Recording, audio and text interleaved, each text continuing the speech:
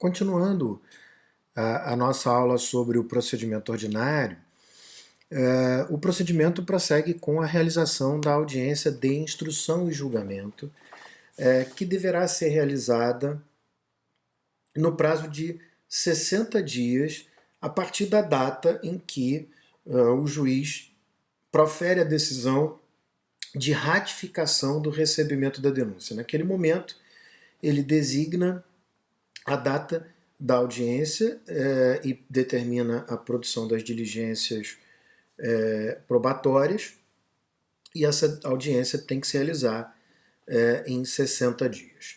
Sabemos, todavia, que não é incomum que esse prazo seja ultrapassado, ele normalmente é respeitado quando o acusado está preso.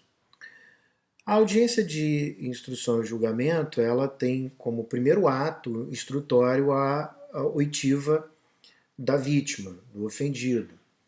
Eu não vou aqui esmiuçar, detalhar como são feitas as oitivas, porque isso será objeto da aula sobre provas. Então, o que importa aqui é que a gente defina o passo a passo do procedimento. Então, o primeiro ato é a oitiva da vítima ou do ofendido. Em segundo ponto, segundo lugar, serão ouvidas as testemunhas arroladas na denúncia pela acusação e depois serão ouvidas as testemunhas arroladas na defesa, na resposta escrita à acusação pela defesa.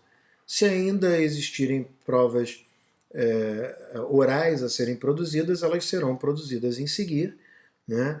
Mesmo provas que não são orais podem ter uma parte oral, que é o caso das provas periciais, porque é possível que a prova pericial ela seja complementada com a oitiva dos peritos e dos assistentes técnicos e será realizado nesse momento.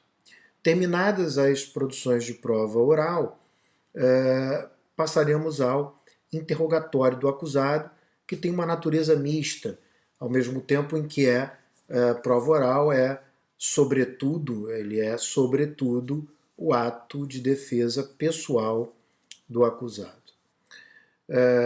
Também detalharemos melhor isso na oportunidade adequada. Uma vez feita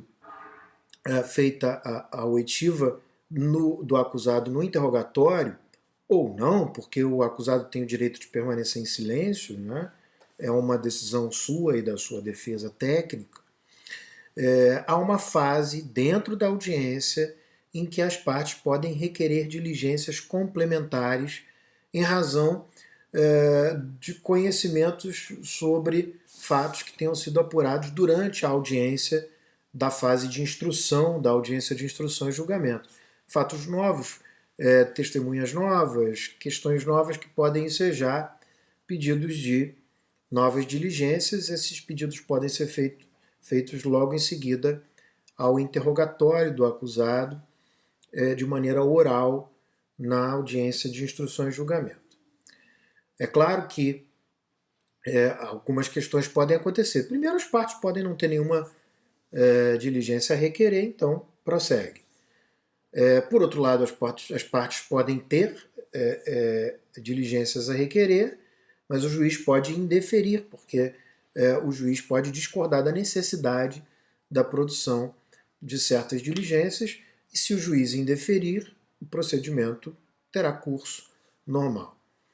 Por outro lado, se o juiz deferir essas diligências, a audiência de instrução e julgamento será suspensa para que essas diligências sejam realizadas, porque afinal pode ser requerida a oitiva de uma testemunha que foi referida por outra testemunha e o juiz determinar que seja efetivamente ouvida, então vai ter que suspender, marcar uma nova audiência. Pode ser feita perícia, então o juiz vai ter que suspender e determinar que se realize a perícia. Caso contrário, né, ou seja, caso não seja requerida ou caso o juiz indefira o requerimento, o procedimento toma o curso, continua dali. E aí nós passamos aos debates orais. As alegações finais orais começam pela acusação, né, como deveria ser.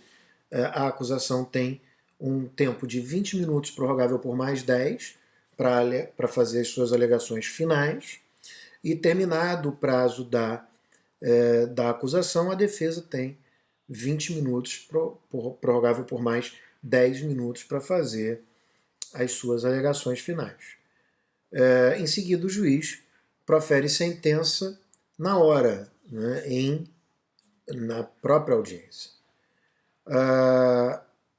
Acontece que, muitas vezes, o processo é complexo demais para se resumir a alegações orais de meia hora.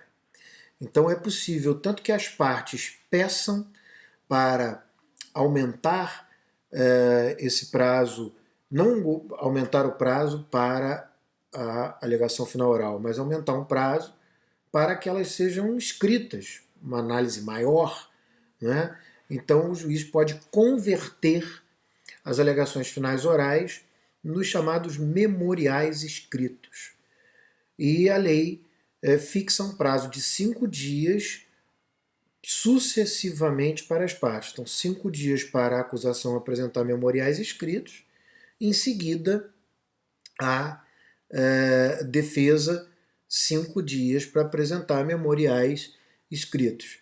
Esse prazo de 5 dias pode ainda ser curto e nada impede que as partes requeram ao juiz um prazo mais adequado à complexidade do caso, e se isso for feito, o juiz então poderá aumentar esse prazo. Eu mesmo já atuei em processos que o juiz deu 100 dias, 180 dias, por conta da complexidade, milhares de horas de interceptação telefônica, centenas de milhares de páginas para ler, o juiz aumentou esse prazo.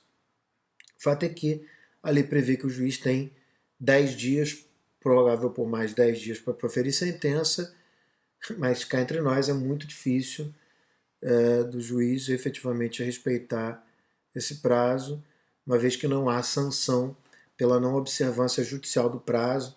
Os juízes costumam dizer que o prazo dos juízes é um prazo impróprio, na medida em que não há sanção pelo seu descumprimento. Bom, é assim que termina o procedimento comum ordinário. Tá? Eu ainda vou falar hoje mesmo sobre o procedimento comum sumário, porque o procedimento sumário tem apenas algumas diferenças em relação ao ordinário, então eu posso perfeitamente apresentar o procedimento sumário a partir das suas diferenças, tá? E não detalhar ele minuciosamente.